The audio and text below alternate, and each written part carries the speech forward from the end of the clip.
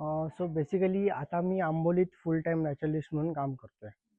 So मी माझं career fix केलं की मला 100% वाईल्ड लाईफमध्येच करिअर करायचं आहे. सो बेसिकली आंबोलीत असल्यापासून आंबोलीपासून करिअर स्टार्ट झालेलं आहे.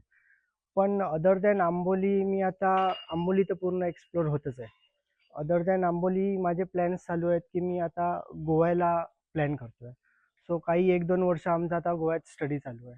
सो तिकडचं हॅबिटॅट, टेरन, टोपोग्राफी वगैरे आम्ही स्टडी करतोय. सो आम्ही लोकांना आंबोलीत जे गेस्ट येतात सो त्यांना तिकडेही नेऊ शकतो किंवा डायरेक्ट आम्हाला आता इथे बरेच गेस्ट येतात ते विचारतात.